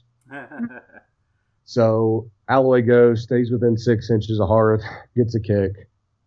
He passes it twice, ends up on Hag. Well, I've had enough time to put instruction and use this. So he's got 2-inch, 2 net hits. You know, he's looking pretty strong right now. Hag gets the ball. So I declare a charge. Cost me 3. I had to go into a melee zone, but he declares a counter. And I'm, of course, where's her tackle at? It's on 3 or 4. She's tacked 4. So I go into cover. Before I keep going, I take the +1 kick from Hearth because I've already got 2-inch. And I did that because if I don't get the tackle double dodge, I'm going to be double engaged and I won't have enough momentum to bonus time it. Yeah. So at least this way, if I don't get the tackle double dodge, I'll still have 2 dice. And, that's 75% chance. I'll take my chances. Go in, don't get the tackle double dodge. Was actually 1 off. So I take the momentous tackle, have 1 left. She swings back, doesn't get anything. I shoot and I miss. And I tell Gabe, I was like, man, that's probably going to be game, dude. Like, I have no way to stop this. Like, he goes, well, it's a long game. Like, don't worry about it. Like, don't get frustrated. Yeah, you're right. I would have just let you call it right there. Mike's not going to let it go with that. He looks at me and says that and then goes, all right, well, now Corsair's going to go. Corsair with a fat stack of 6 goes and beats the crap out of Alloy. Did Alloy die? He didn't die there. We got left on like 1 or 2, and then 10 ends up killing him. But Tentacles ends up killing him. They pass the ball over. Sakana gets it, dodges into cover, and then walks 8 inches onto a barrier on my side of the board. Okay. So I go, oh crap, how am I going to do this? I've got to stop this goal, blah, blah, blah.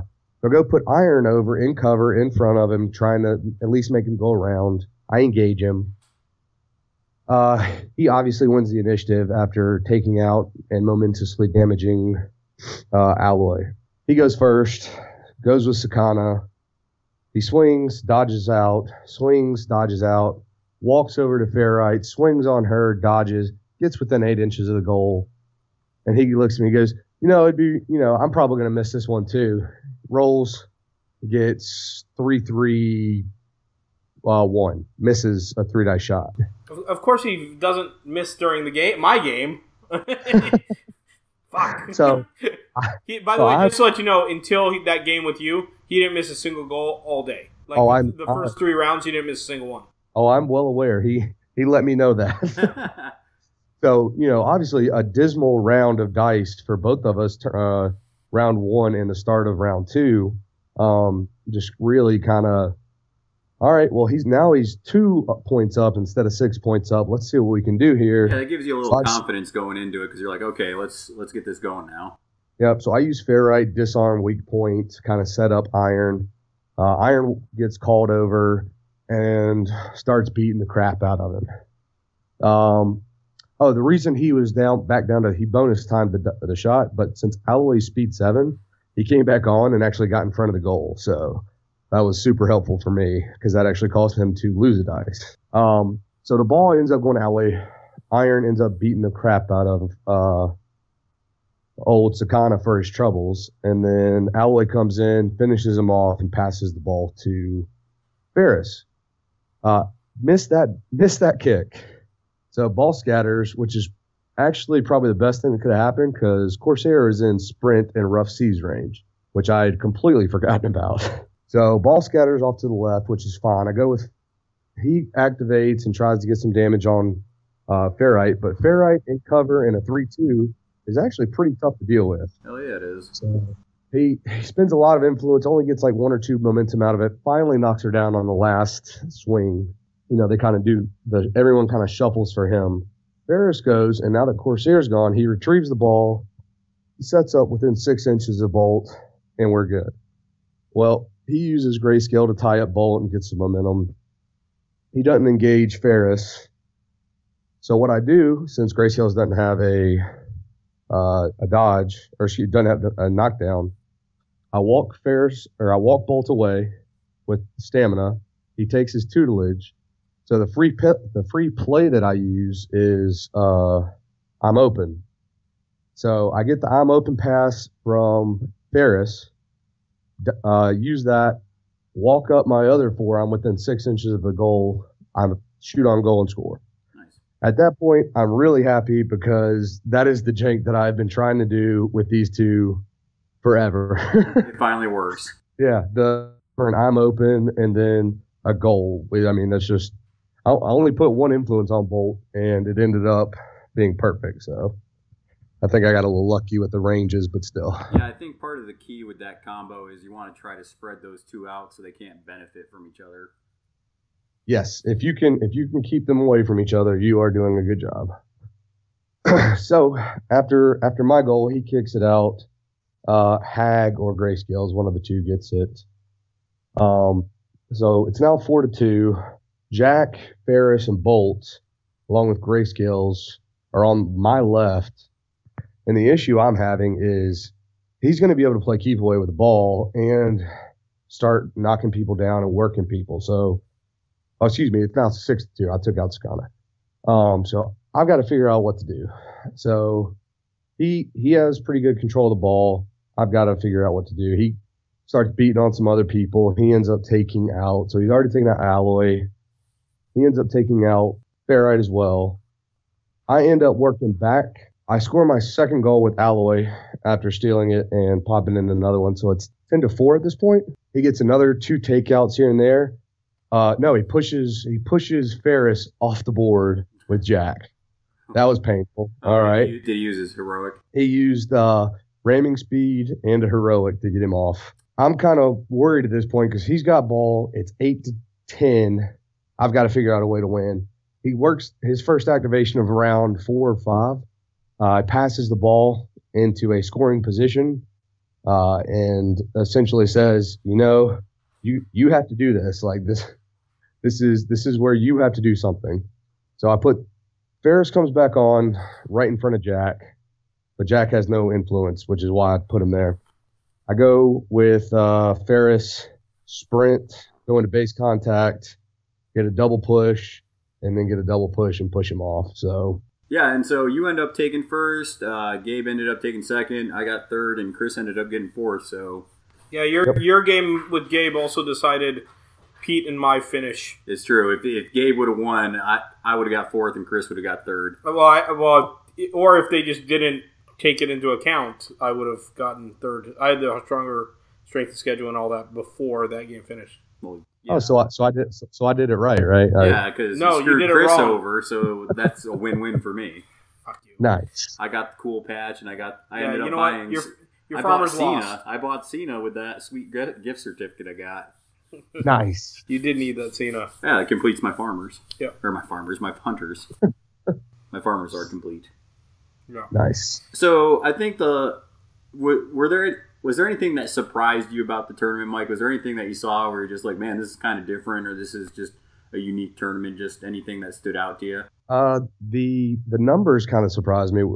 Four blacksmiths, 4 hunters was more than I was expecting. 2 farmers. We knew you were going to be bringing your farmers. We knew Chad was going to be bringing. I figured somebody would try and surprise everybody and show up with farmers. Yeah. But the way the field laid out, which I thought was interesting. Yeah, then the rest of the guilds were just kind of like one here and one there. Besides really hunters and blacksmiths, there wasn't any other overwhelming like guilds there. No, everybody else and 0 for alchemist. I thought that was pretty interesting. What about you, Chris? Was there anything that stood out or surprised you? No, I expected Clay and Joe to do a little bit better. I think Clay just feeling under the weather. Yeah, and stuff he got really sick and affected kind of him. I also feel like in some ways, like Clay winning in round 1 jammed him pumped up him up a little bit. Well, no, I think because it like paired him up throughout the rest of the day. Wow. Like I think if he let's say Clay lost in round 1, I think that he might have gone like 3-1 instead of 1-3. And maybe this is something, Mike. I'll ask you this. So when you have a new player in your meta that goes to a tournament that's a decent size like this one, what do you say to them kind of going into it being a newer player? Ask questions. Like, so for those of us who play pretty much at least 2 to 3, 4 times a week, we kind of know pretty much what every player does and how they do it. For those newer players, ask. Like, there's nothing wrong with going, hey man, does this guy have a double dodge? Hey, is there something here that I should know? One of our guys, Alex Weinberg, played Hunters, and he's a new player, and he told me, he's like, the best way I learn is getting my teeth kicked in. He's learned from me the last 5 times we played. I told him, I was like, if you don't want me pulling punches, I won't, but I want you to learn. I don't want it to be just a butt kicking just to be a butt kicking. So I really agree with that. I think that that's wise as a pundit, as somebody that's kind of in many ways responsible for helping your meta grow. Like I don't like the idea of just kicking someone's teeth in repeatedly. Yeah.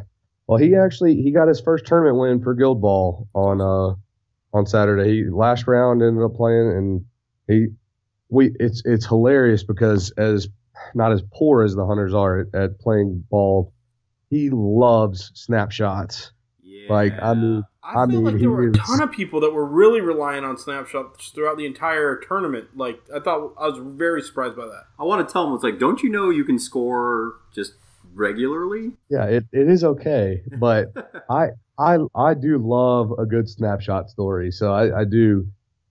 I'll commend him on that. But if I want snapshots, I'm going to play engineers. I think he was talking at the end of the tournament, and he was like, yeah, I had the ball with Snow, and I tried to kick it to Jakar to get a snapshot, and it bounced off Jakar's head. So Snow got to do ball, jogged to the ball, got it, and then was able to use his influence to score a goal. With the last influence he had on him, scored. And I'm like, what a weird way to score a goal. Yeah, for real. So last thing I want to do with you, Mike, is Chris and I have been talking since yesterday, because that's when we got done with this tournament, and we're kind of thinking about like goals for the new year, like things we want to do this year for Guild Ball. So like, for example, I've been kind of brainstorming, and I think one of my goals is I'm focusing on 2 guilds at this point. So the guilds that I want to focus on are Masons and Hunters. And so I'm going to start bringing those 2 pretty much to tournaments and, getting good with both of them and really enjoying the different guilds in this new year. My goal is also to, place in the top half of the big tournaments we're going to go to. So like Sprinkling, how's that?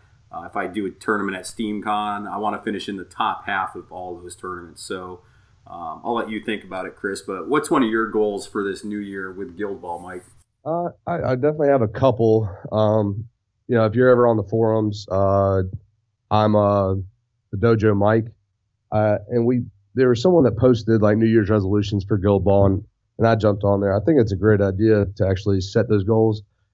Being you and I are very similar in the fact that we like to play different guilds.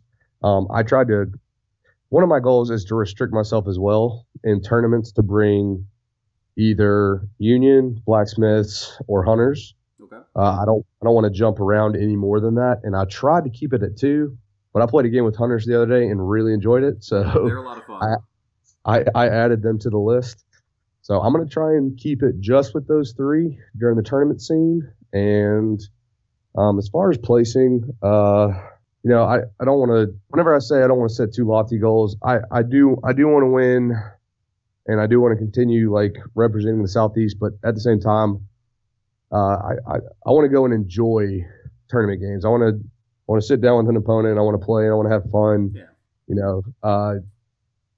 I don't want to have that reputation as the guy who's like super clenched up playing a game and all that. And I know it's kind of weird playing against someone who's super uptight and everything. So I'm going to try and have a little bit more fun during tournament games. And I think another goal that I have for our meta, just like South Carolina, Southeast, is I'd like somebody from our area besides Brian White to win like a major tournament like Spring Fling or How's That, or maybe another big tournament one of our guys goes to. So I'd like somebody, other than Brian White to win a big tournament. Yeah.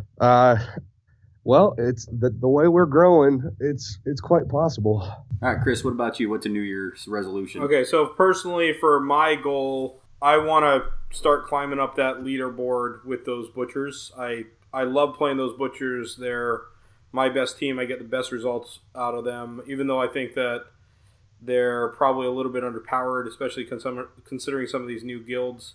I do better with them than anything else. I'm most comfortable with them, so I'm going to keep with them and try and climb up those leaderboards a little bit. Yeah, where are you ranked right now? Recently, you've improved your ranking. Yeah, so I looked it up. In North America, I'm top 3, and then I'm number 9, so top 10 in the world with those butchers, and so yeah. Wow. But it's fun and it's exciting. I recognize that a lot of people are going to say, well, there's not a lot of butchers players and all that, but what I realized as I was looking through a lot of these, because Pete's been looking at what guilds potentially play next and all that, so I've been paying attention to which ones have the most players and what it would take to climb up.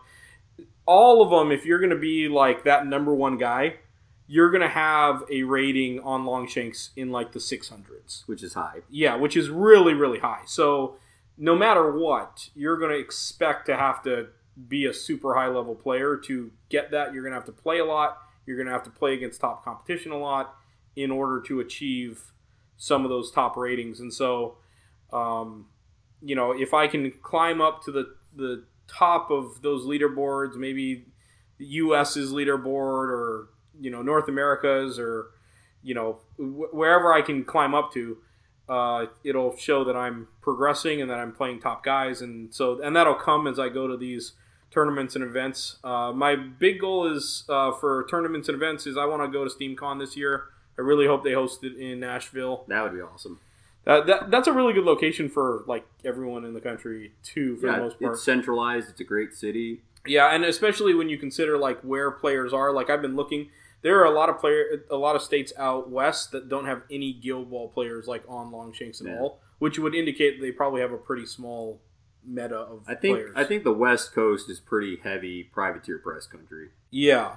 So I was looking at that, and then the other thing is, and this is kind of more of a meta goal, is I've really kind of expanded my thought process here in South Carolina. When I first started, it was me and Pete, and we were in Charleston, and I thought about everything through the perspective of Charleston. But now I really think of my meta as South Carolina and, the Southeast in general. And so as far as a goal and building that brand throughout the year, I mean, I want to get to the end of the year where I don't hear the guys from the Northeast or the Midwest making comments about, this just Brian White. Yeah, this just Brian White and this little pond. I'm at the point now where the people that I play against, even the ones that I admit are better than me, right? I think, Mike, you're better than me. Pete, you're better than me. But I believe that I can win against any of the people that I play against. Yeah. Even if I'm not favored to win, even if it's not likely, even if I'm only going to win 2 or 3 times out of 10 or whatever it is, I think that at this point now I'm good enough to where it's a reasonable possibility. And so I need to approach each game like I can win this. Yeah. And even if it's going to be a tough matchup for me. And so I really want to see myself grow, and then I want to see the meta grow as well. Those are my goals, and just kind of build that brand. So, Mike, is there anything else you want to share with the podcast before we let you go? How's that? It's going to be at Bird's Paw South, which is a fantastic brewery. Got to try some of their beers the other day. That's going to be awesome. So just shout out to Jake Smith for running that bad boy. And if you do want to sign up, I can go ahead and tell you, you will make money off of all of the crazy swag that we're going to have for this thing. Yeah, Jake's been talking to a lot of local and even international companies and getting some pretty awesome prize support. I'm sure you've seen even a little more than I have, but it's pretty impressive. Yeah, it's super secret tech right now, but as soon as we start getting those people signed up, and we're trying to hit 50. If we can hit 50, I think that's the magic number where everyone gets like the most stuff for their money. Yeah. So if you know somebody who hasn't signed up yet, get them on, sign up on Tiebreak, pay the entry fee. I think it's 34 already paid up, so we already got a good amount signed up for this tournament. Yep, it's going to be awesome. I really think that you're likely to hit those goals. I think that Spring Fling selling out so quickly was probably a good thing for this tournament because it's kind of the only other big one that's going to be happening. Well, something else that happened that I think is going to interest players to maybe think about how's that is everybody is really excited for the Bourbon Trail Open. Yeah, typically every year. But the problem with it is they're not at a bourbon, distillery this year. Yeah, so it's not. It's just in a game shop. Basically, the old Jake's tournament is going to have that same thing that made the Bourbon Trail Open. Well, so now old Jake's has that. So I'm not trying to talk down on it. I think it's still going to be a good tournament. But me personally, I'm not going because I wanted to go for that cool experience. Yeah. If I want a big tournament, I can go to something else on the East Coast that's a little more, favorable to me. I don't want to go to Kentucky just to go to a store. Yeah. Right. Yeah. No, I agree with that. But doing this over, what did you say is the name of the brewery where Old Jake's is taking place? It's Birds Fly South. Birds Fly South. So one of the big breweries there in Greenville. And so definitely sign up. If any of you have any questions about it, you can find all of us, Mike, myself, Pete, on Facebook, through Rage Quit Wire, and feel free to ask us any questions. We'll get you the information you need. Absolutely. All right, Mike. Well, I think with that being said, we'll go ahead and we'll cut you loose. All right, guys. Y'all have a good night. Yeah, make sure that you roll some dice and throw some salt there, Mike.